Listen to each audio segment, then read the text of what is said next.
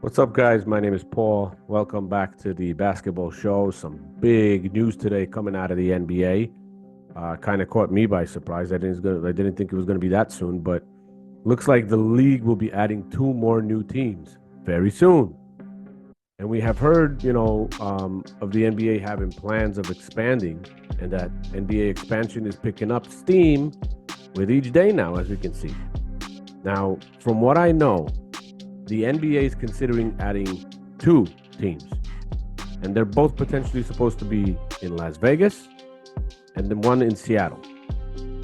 And the Seattle one, supposedly they're thinking of reusing the name Supersonics in that one. So I think that's pretty cool. That's what it should be. A new report also gives an idea of when we can expect two new NBA teams to join that league.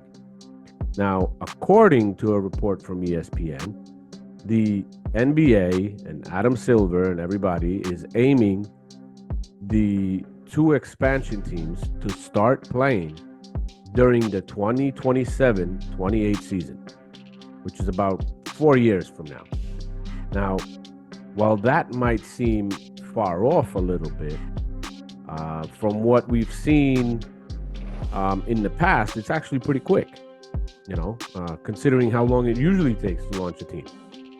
The timing of the start is a little suspect to me, though, and I'll mention why in a second. So just make sure you stick to the end, because I have a thought of my own, which kind of makes this timing feel very suspect to me. Now, there will be ownership groups supposedly bidding for the rights to own these new teams, and they'll need to build rosters and maybe even construct new arenas for the franchises, depending on what's going to happen. I don't think the Sonics, for example, are going to reuse the same arena. I don't know what Las Vegas has at the moment. They might have to build one as well. The last time the NBA added new teams was, I believe, back in 2004 when the Charlotte Bobcats joined. And then before that, it was like 1995, Toronto and Vancouver joined, and 1989, where Minnesota and Orlando joined. So since the last one, which was 2004, we had 20 years of no expansions. They were changing the league and the play in the league so much to be like the rest of the world. That they just didn't bother with expanding it. They just wanted to change all the rules and all that other stuff. That's why the game has become softer. But it shows us also how rare an expansion for the NBA is now. Because before it was 1995, 2004, that's 9 years, 1989, that's 6 years between 1989 and 95, so not too bad. Las Vegas is looking like a hot market for a new team, and it has been mentioned many times recently for an NBA expansion. I've heard that in the news many times. Building a brand new NBA team might seem risky, of course, but remember, the Summer League, especially the last Summer League, was very popular. That was in Vegas, I believe. And, drumming up interest for new teams, I don't think that should be too much of an issue right now. I mean, the game is pretty popular, especially with League Pass, all the streaming services and everything like that. So it is what it is. There's still a lot of details to work out, so we don't have any specifics. And as I mentioned before, they're probably going to bring the Supersonics name back. As for rosters, there would probably be 30 new NBA spots to fill, plus up to 6 two-way contracts. Now, this would be done through an expansion draft like it was done before, where each current team can protect, I believe, up to 8 players on their rosters, and players who aren't protected will be eligible for selection by the new team. Now, for new teams, you guys can understand that it's tough to get immediate success, so they're going to have to play some years, get some drafts, make some trades, because they're picking from backup players and untested, prospects. So expansion teams usually take time to find footing. We've seen that with Orlando Magic. We've seen that with Vancouver. We've seen that with Toronto, all these teams. Now, still, with these markets, both new franchises could be in great spots. Seattle already has people there that were interested, and they gave great support to the Sonics, although they moved that team out of there. And Vegas, I think that just that place is just going to take care of it on its own. Now let me get to my point from the beginning of the video, what I mentioned, where I said that the timing of the startup of these teams is a little bit, if not a lot, suspect to me. And what that means is this.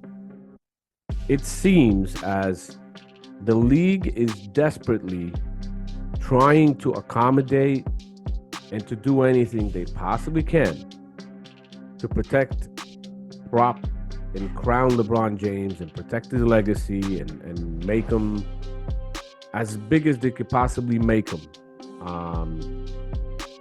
Synthetically, you could say, because a lot of that stuff is mostly media driven. And we all know that James has been putting in efforts and talking about of buying a team in the league, or at least being a major owner in one. Now, we also know that LeBron James signed his latest contract for 3 years. He signed it for 3 years. Now, I think that is exactly why the start of those two teams is slanted for 4 years from now. LeBron will be out of the NBA by then and can concentrate full time on his ownership or part ownership and decision making. So I think this is that's why it's so suspect. I mean, James signed a 3-year deal. Adam Silver knows he wants to own a team. So he slants two new teams to start playing in 4 years, right after LeBron retires and stops playing. Isn't that a great coincidence? Now, personally, I see this not as a coincidence, but another planned move between now Silver, Clutch Sports, LeBron James. This is pretty much looking more and more as a scripted narrative to kind of put all the greats and all the legends that came before LeBron James in the past, make them feel irrelevant enough so they can just build on what they have turned this league into. Because none of these players today can live up to the standards in a lot of times and get the accolades and the wins and the three-peats and the championships that were won by players from the past, like Kareem, Bill Russell, Michael Jordan, all those guys.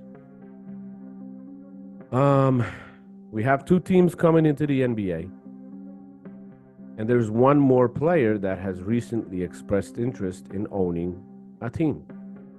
And I think most of you know who that might be because it was in the news recently. And that player is Steph Curry. Now, both of these guys are league favorite golden gooses. So it's hard for me to believe this timing is a coincidence at all. I'll see you soon.